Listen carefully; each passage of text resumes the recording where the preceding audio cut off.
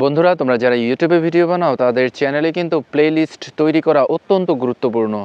Playlist তৈরি করা না থাকলে তোমার চ্যানেলের দর্শকরা কিন্তু অনেক বিভ্রান্ত হয়ে পড়তে পারে।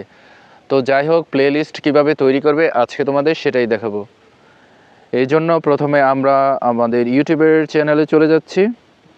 ইউটিউব, এটার উপরে টাচ করব। টাচ করার পরে এই যে নিচের দিকে দেখো আমার চ্যানেল লোগোটি দেখা যাচ্ছে, এবার এটার উপরে টাচ করব।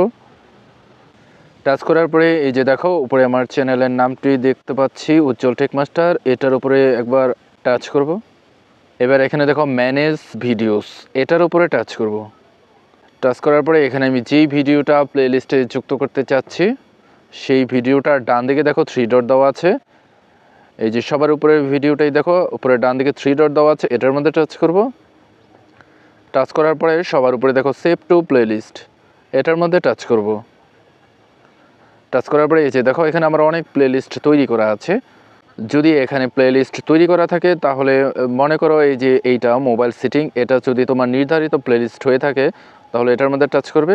আর যদি মনে করো প্লেলিস্ট তৈরি করা নেই, তুমি আলাদা একটা প্লেলিস্ট তৈরি করতে চাচ্ছ, তাহলে উপরে ডান দিকে দেখো নিউ প্লেলিস্ট, এটার মধ্যে টাচ করবে। টাচ করার পরে এখানে তুমি প্লেলিস্টের নাম লিখবে। মনে করো আমি বিকাশ নিয়ে আমি বিভিন্ন ধরনের ভিডিও বানাই, তাই বিকাশ নামে আমি আলাদা একটা প্লেলিস্ট তৈরি করতে চাচ্ছি, তাই এখানে আমি বিকাশ লিখব। বাংলা অথবা ইংরেজি যে কোনোভাবেই তুমি লিখতে পারো। এবার নিচে দেখো প্রাইভেট লেখা আছে, এটার মধ্যে টাচ করবে। টাচ করার পরে এই যে পাবলিক, এই অপশনটা সিলেক্ট করবে। এবার ডান দিকে দেখো ক্রিয়েট লেখা আছে, এটার মধ্যে টাচ করলেই কিন্তু তোমার নতুন একটি প্লেলিস্ট তৈরি হয়ে যাবে। তো আমার যেহেতু প্রয়োজন নাই, তাই আমি ক্রিয়েটে টাচ করে আর নতুন প্লেলিস্ট তৈরি করছি না, কারণ বিকাশ নামে আমার একটা প্লেলিস্ট ইতিমধ্যে আছে, তো এখান থেকে বের হয়ে যাচ্ছে। আশা করি বন্ধুরা বুঝতে পেরেছো যে ইউটিউব চ্যানেলের জন্য কিভাবে প্লেলিস্ট তৈরি করতে হয়। বন্ধুরা, ভিডিওটি যদি ভালো লেগে থাকে তাহলে লাইক, কমেন্ট, শেয়ার এবং সাবস্ক্রাইব করার অনুরোধ রইল।